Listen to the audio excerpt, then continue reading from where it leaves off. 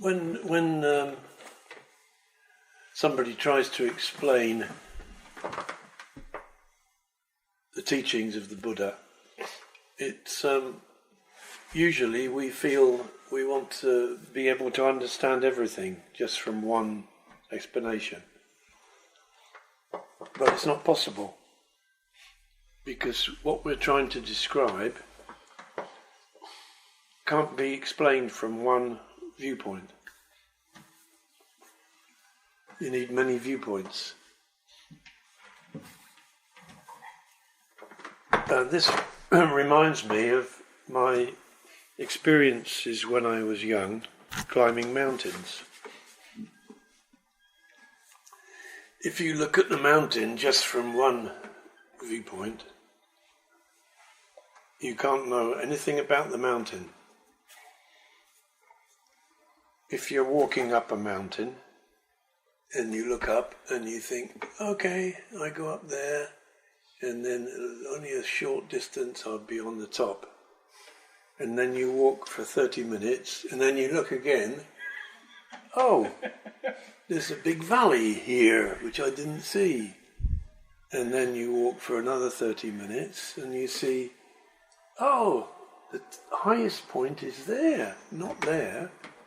And then you walk for another 30 minutes and it changes again. So, something I learned in my days of mountaineering as a kind of lesson for me, for life. You can't understand something from one viewpoint. Of course, everybody thinks they can understand from one viewpoint. And we want to understand from one viewpoint. But it's impossible, actually.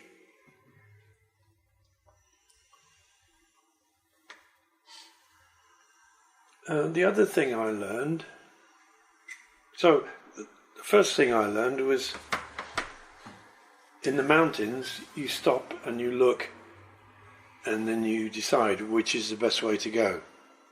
And then you have to stop and look again and change your mind, change your plan. And then you make another plan and then you do it and you stop and you look and it changed, so you make another plan. So it's like constantly revising.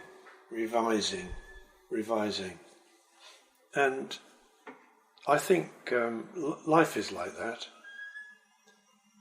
However, what we often want to do is to hold on to the first view. And then when everything changes, we say, oh, something wrong. It wasn't supposed to be like this. So we have a tendency as human beings to hold on to our viewpoint. But in the mountains you have to drop it. You have to let go of it. Because it's an actual situation. But in understanding, especially understanding what life is about, it's sometimes difficult to let go of our viewpoint, and our viewpoint becomes fixed, and then somebody else shares our viewpoint, and they fix it too, and then a few more people share and fix the same viewpoint. Then we call it a belief. Now, the 2nd century Buddhist philosopher Nagarjuna, in the last verse of his famous work Mula Madhyamaka Karika, which is about the middle way, he says, I praise the Buddha because out of his compassion he advised us to let go of all viewpoints. Well, that doesn't mean I don't have a viewpoint. I have no opinion. I have nothing. Let go of them all. It means every moment, let go. Because the next moment, the mountain will look different. Let go again. The next moment, the mountain will look different. Somebody who does this may appear to be quite strange. Because doesn't seem to be normal.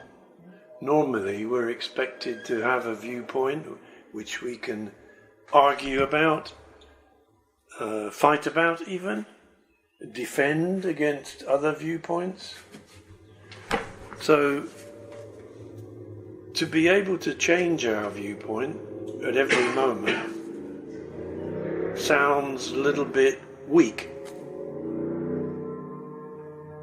However, in reality, it may not be weak.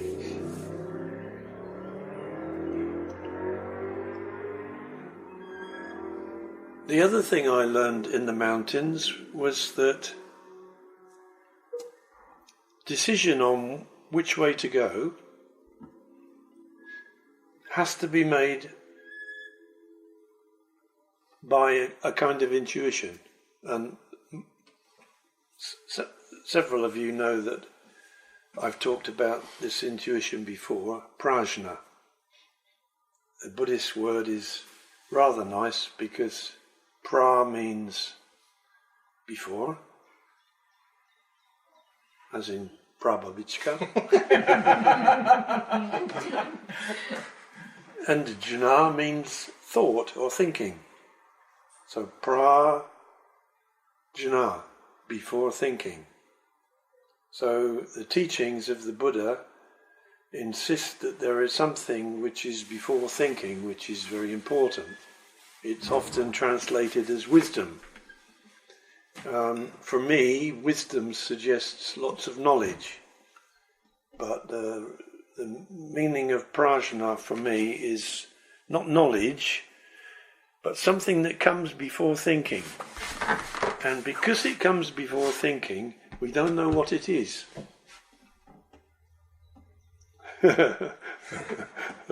Waiting for Robert to say something. No? Okay, later.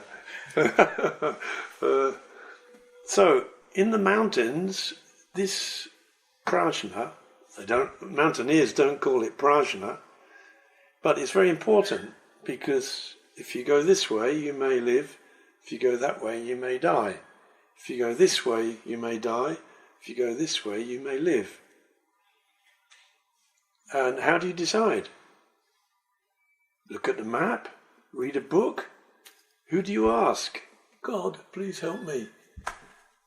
There's nobody to ask in the high mountains which way to go. So, a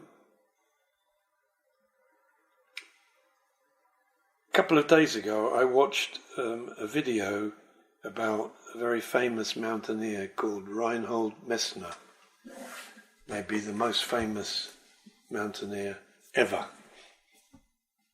He has the same birthday as me. Yes. Yes. Year. Same year? Yeah. Same age? Yeah. 76.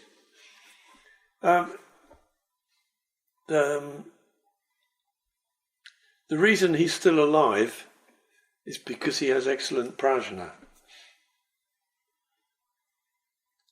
But if you ask him what it is, why are you alive? He says luck. Well, what is luck?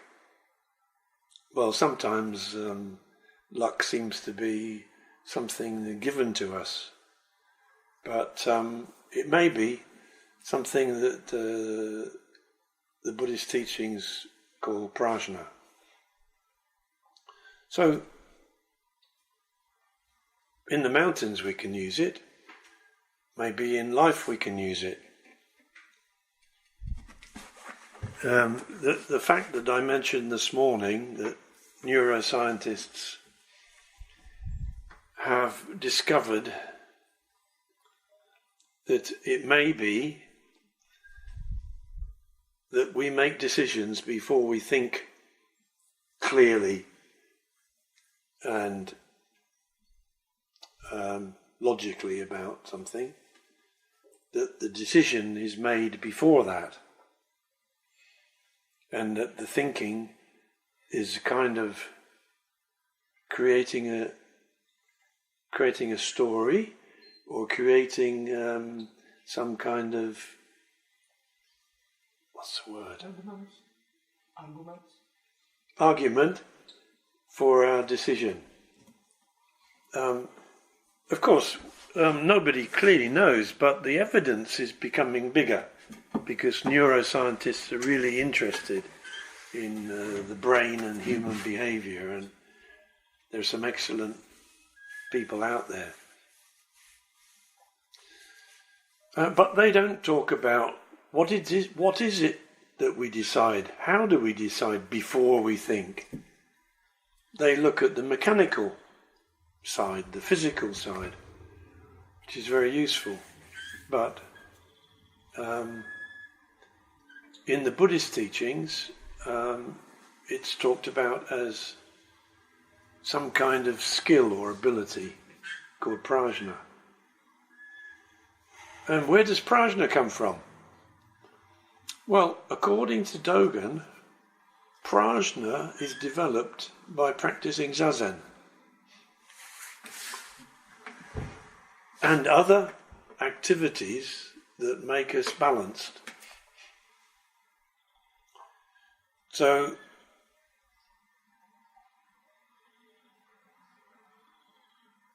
if we practice zazen or practice balance and develop our prajna,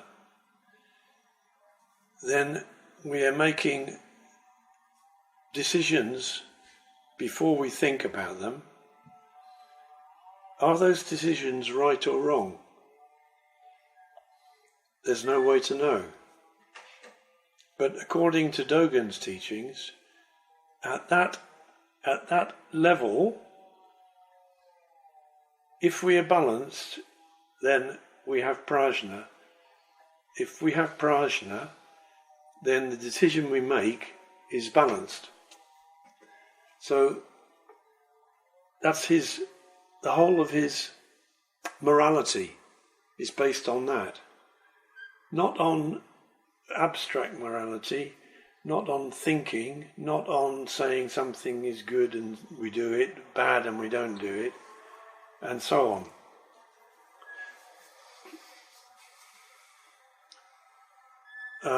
It sounds too easy. How can we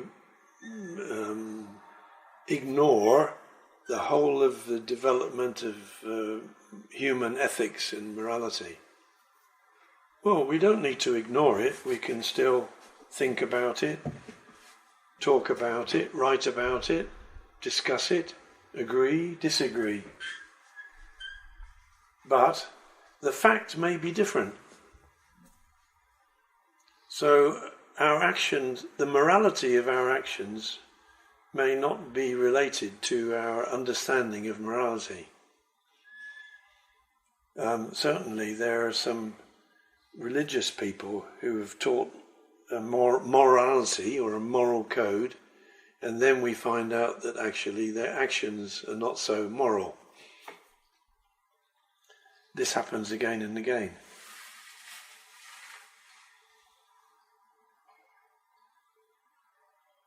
So in the teachings that come through Dogen,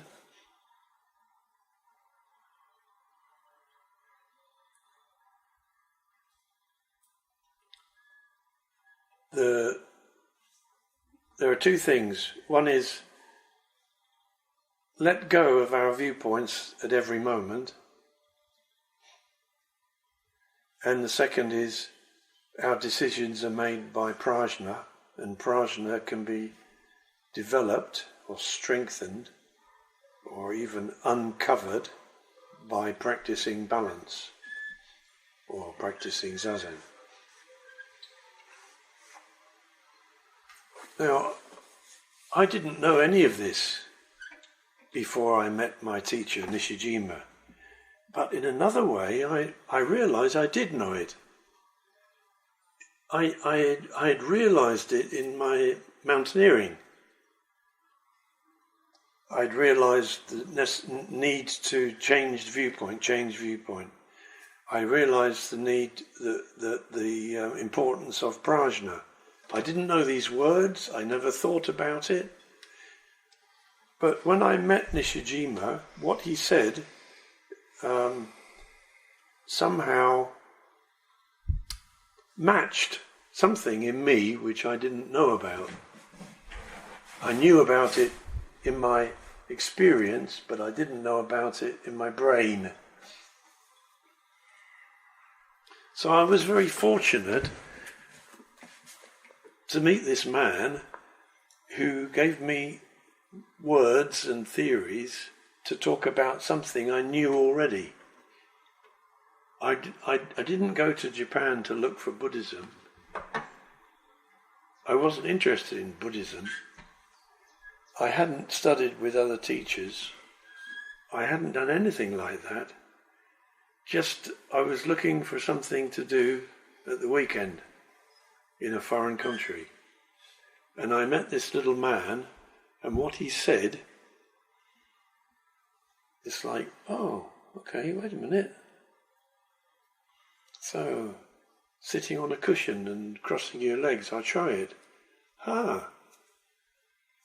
Something matching. So that's the way I came to the teachings. Other people appear to have different experiences.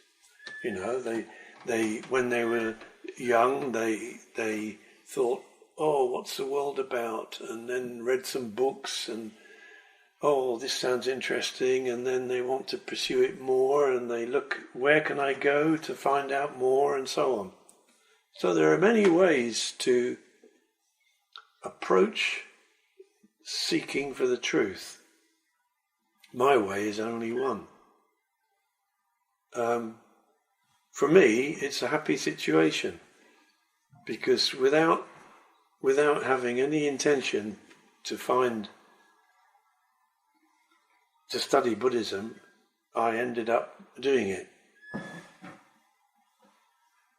If you have a strong intention to study Buddhism, that can also be a problem, because you want so much, and if you read books and it talks about enlightenment and all that, and you want to get it. So many people come with that kind of feeling.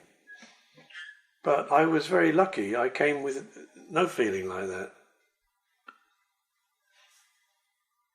There's also a third kind of person who comes to the Buddhist teachings because they have experience in their life which unconsciously they have valued. And then they meet a teacher, and what the teacher says matches something which they experienced in their life, which they didn't understand, didn't talk about before. So those three ways, the first way is you think about Buddhism, you read about it, you want to get something, you come in and you study and you look for a teacher, is one way, number one. The second way is the way that I came, from my physical experiences. I had worked out unconsciously some values from my experiences, and then I met somebody who put into words something which I also already valued. That's the second way. And the third way is a mixture of the two.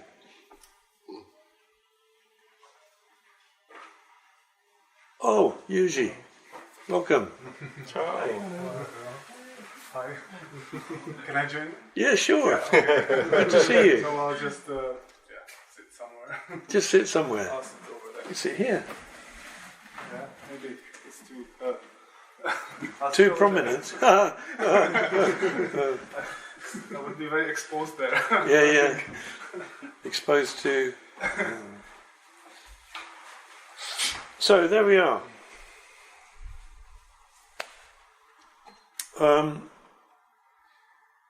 To live a life based on prajna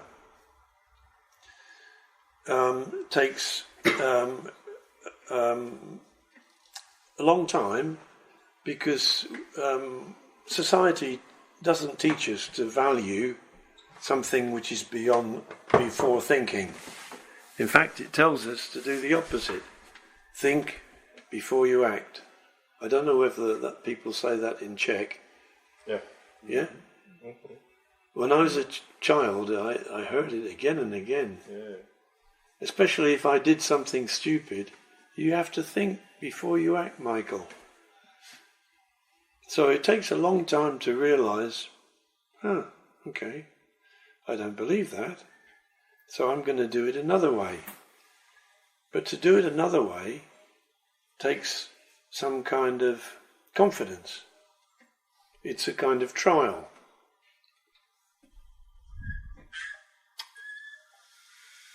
So to live a life which is a trial,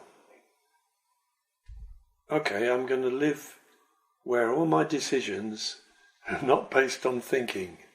Of course, it's a dream. We can't do that. But to affirm that we can live in that way. So of course we think, of course we need to think about our decisions, to give ourselves an explanation, a reason for why we decided it, to tell other people, and some kind of confidence for ourselves. But to realize that we can decide without all that takes a long time, because it feels stupid. And because it feels stupid, my teacher took the name Stupid as his Buddhist name.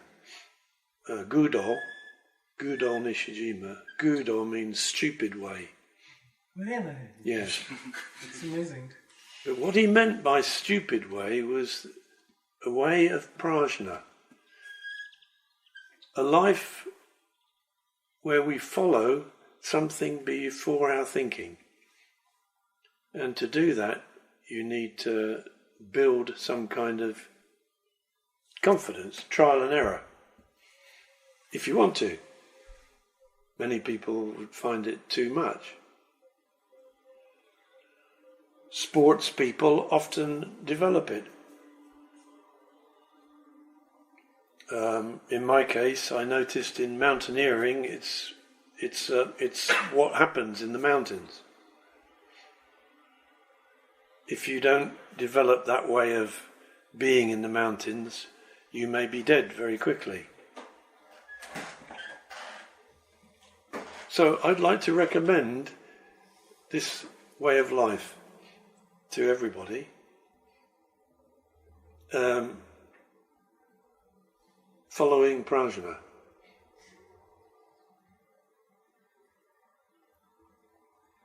And that's all I've got to say on it. So, what do you think? Ask me some questions, or tell me some things that you disagree with. Tell me your opinions. your viewpoints. Everyone has opinions.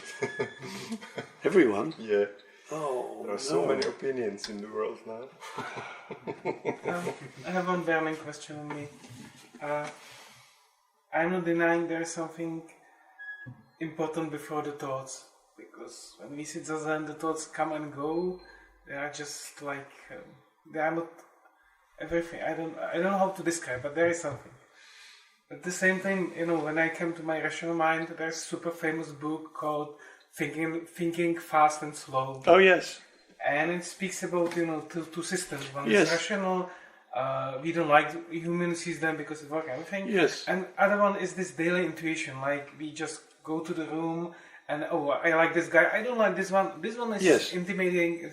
But there is not anything super special about this second one. No, it's not special. No. So it couldn't be this, or at least not in entire could be this prajna. We have this system before thinking, but it just we are using it constantly. Everybody, it's I don't know. There are some examples in the book, like of amazing situations when someone is highly trained. It looks like miracle. Yeah. The book tries to explain it rationally. Yeah. You can take it or leave it. It's like, yeah, that is a very good book. I don't like the title because he says thinking fast or slow. So he can't leave thinking out. He has to put thinking in there. So he could title it Thinking and Not Thinking. But nobody would... Actually, they're calling it System 1 and System 2. System 1 and System 2, yes. Yeah. Okay, but System 1 we know all about. System 2 he just tries to describe, but actually System 2 is unknown. It's ineffable. It's how can we know about something which is before our thinking? Only through our experience. The System 1, this is the Prajñā is the one which System 1 is intuition, is it? Yeah. Okay. But I forgot what I wanted to say.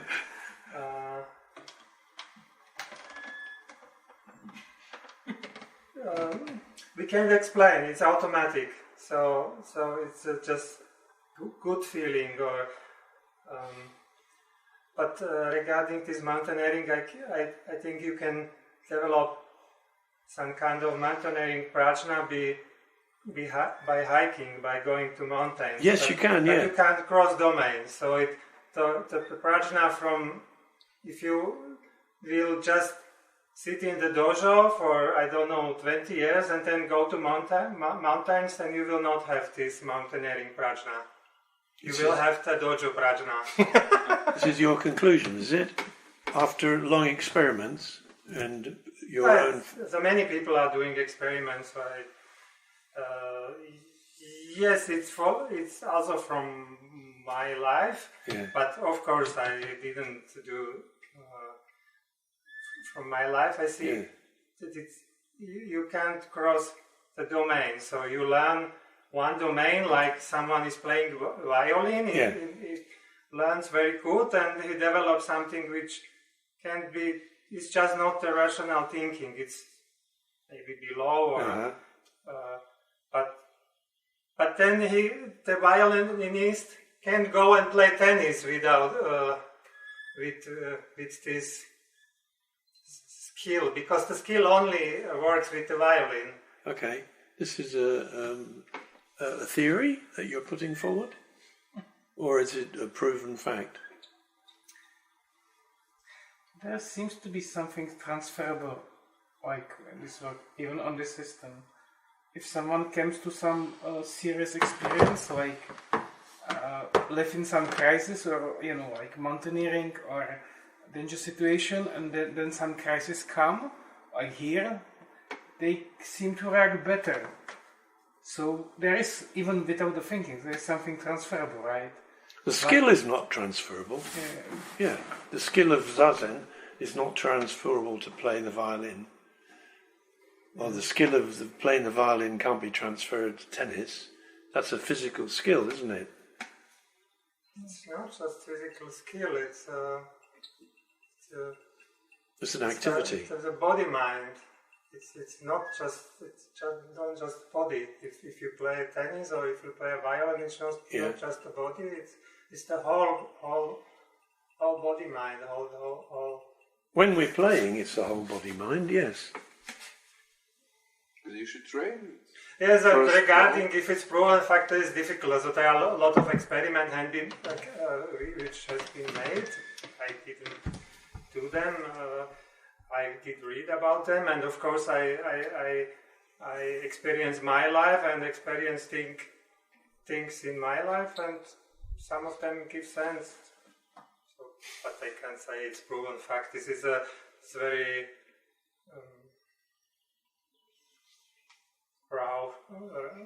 I don't really understand what it is that's not transferable.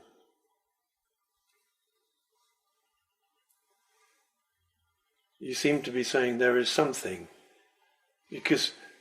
and that something can't be transferred from violin to tennis. But that something doesn't exist. It's only my word. It's a concept which I have talked about to describe something that happens, an event that happens before thinking. So it doesn't have an existence on its own. There's not something called Prajñā. I've got it, you haven't got it, you have got it, and that something can be transferred or not transferred. It's only what I'm talking about in words. So by talking in words, I'm creating a non-existent thing. And of course that non-existent thing cannot be transferred anywhere because it doesn't exist. But what the word Prajñā points towards, which is we can't understand with words because it's before our thinking, that's something we can develop. And when we develop it, it becomes part of our body-mind, if you like. Whether we're eating, shitting, playing tennis, playing the violin. So you're right, there's nothing that can be transferred. And the reason is because it's not something.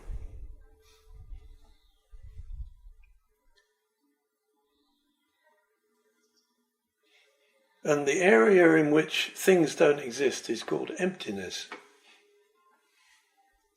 So we take things out of emptiness and make objects of them and then discuss them, which is what I'm doing. So I'm misleading you.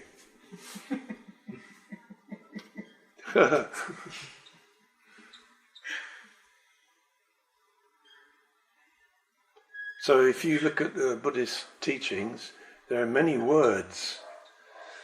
Samadhi, Prajñā, Satori, I only know the Japanese and a few Sanskrit ones, but there's hundreds more.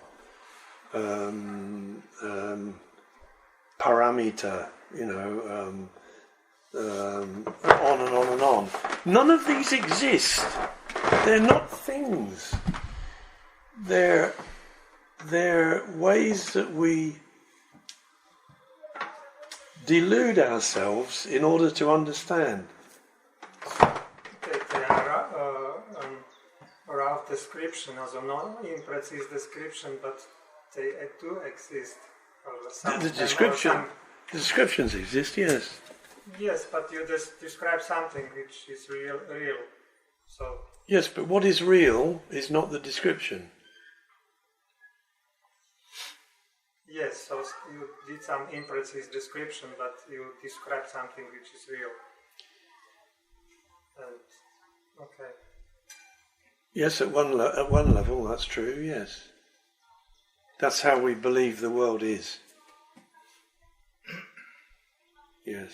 Maybe what you mean is that even if there is Prajñā, which we cannot think about, you can learn, Robert. But the Prajñā, which is something we cannot describe, some kind of precondition, but that doesn't contradict that you can learn different things, cooking or mountaineering.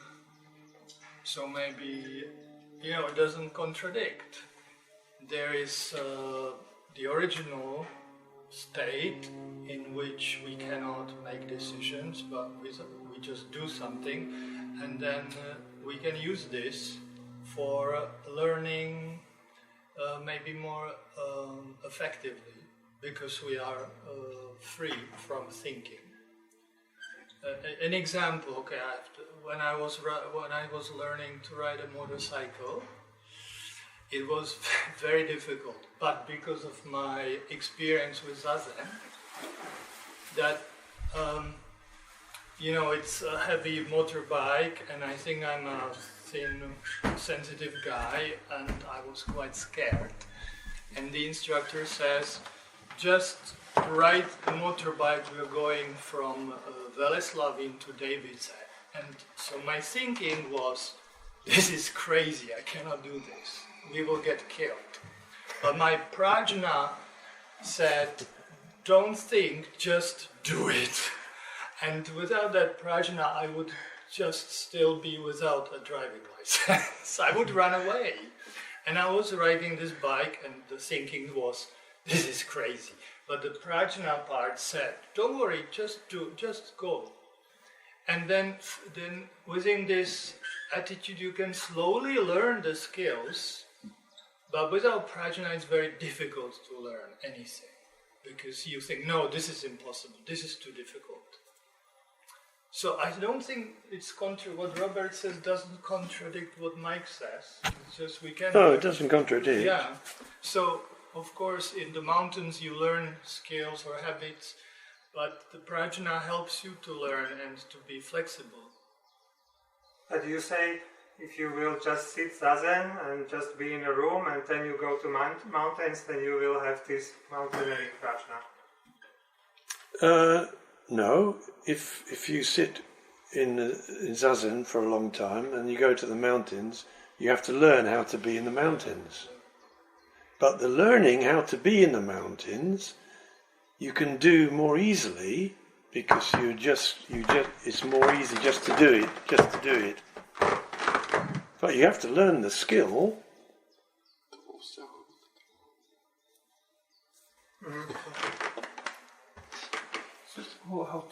Just a stupid question, but how to differentiate it? What's the difference between Prajñā and the basic urges?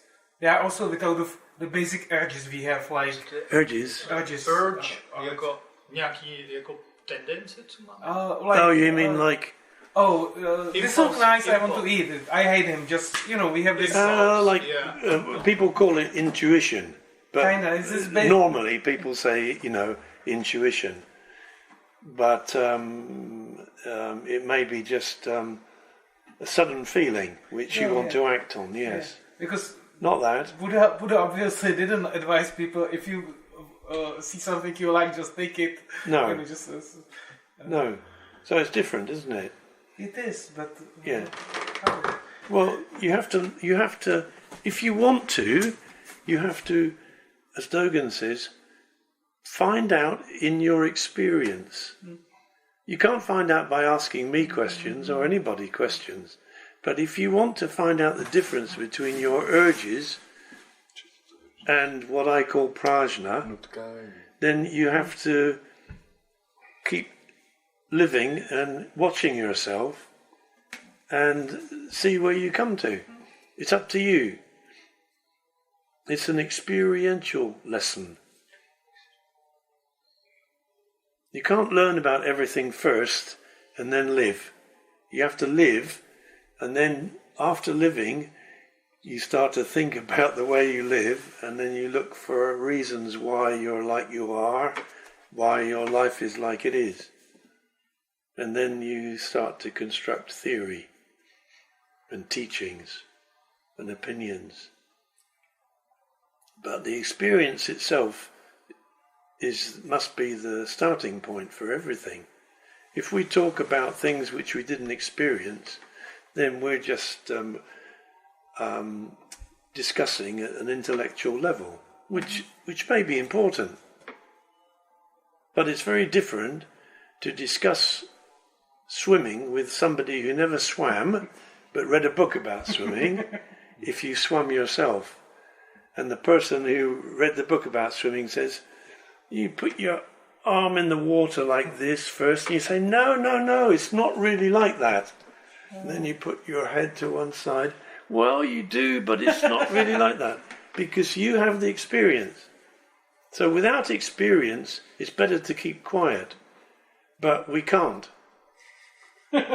So we watch a program on the television about Haiti. And then we tell people, oh, you know, in Haiti it's like this and the president was murdered and that. We've never been there. We don't know anything other than pictures on a piece of glass and noises coming from behind. But we believe that we know, because that's the way our society is constructed. So we know, in society's sense, means we have knowledge, but we know in the sense of the Buddha's teachings means to have real experience. And you can find in the many Chinese koan stories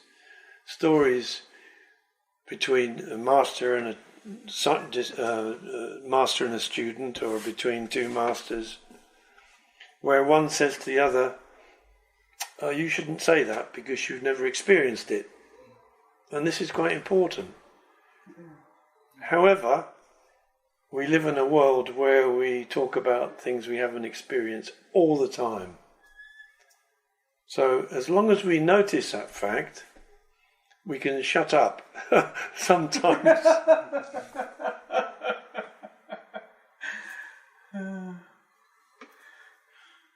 So if I make a joke, then this experience of Prajñā should help us to manage our relationships. Yes? Yes. But it's very quite difficult, I think. In this, life is quite difficult, and we all have our own characters. Our history is in our body. Okay? So, you know, we were children, we experienced different things. All that history is in our body now, and in our mind now. So all that history in our body and mind at the present pulls us away from making a balanced, prajnic decision. So we end up with lots of problems. And those problems are our life itself.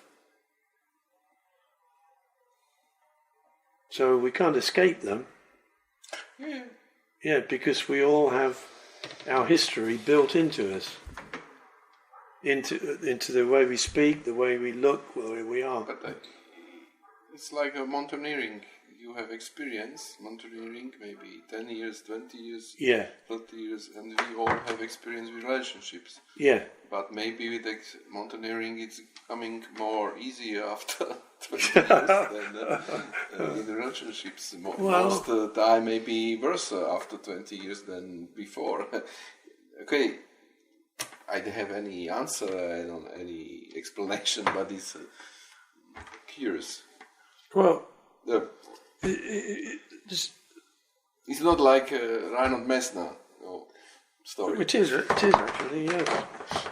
He had many failures, many problems in his life. Climbing mountains. Many. He? Yeah. Reinhold? Yeah, Reinhold Messner. Yes, he did. I know. Many failures, many people with him died. Yeah, I know. Lots of things like that. So it's not different. Okay. So But he's happy. He looks happy, fulfilled. he looks fulfilled, yes. Yes. On TV. Okay. yeah. Okay. Awesome. But I think it's... There's one other thing. I'm going to mislead you again, which is helpful, is affirming what we do. Often we worry about what we did. Oh, shit. You know, I shouldn't have done that. Well, what we do or what we did, as soon as we've done it, it's impossible to change it. We can't reverse cause and effect. But if we affirm what we do, it's very helpful. What do you mean by affirm what we do? I did it. It's me. I did it. I take responsibility for it. I did it, and I hope, because I practice zazen, that there is some unknown intelligence in my decision, which I don't know about, but I believe. So that's fine. I did it. And that's very helpful.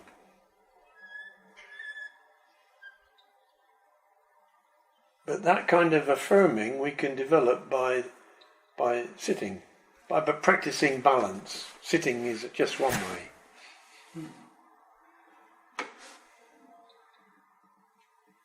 Because what happens to us in life isn't only the result of our own actions, it's the result of all the rest of the world and us. It's a complicated interaction of many bodies, and we can't ever determine the exact cause and effect relationships that are going on. But we can affirm what we do.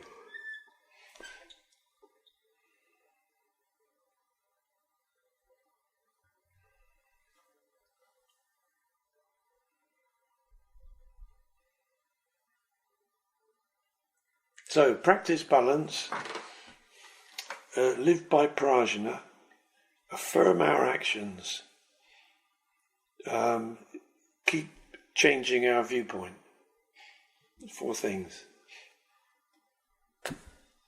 So that's what I can, from my own experience, recommend to you. They're worth buying. I recommend them highly. I can give you all a reduction. I'm selling something. You already paid for this. Pardon? You already paid for this. If you can't afford it, you can pay little by little.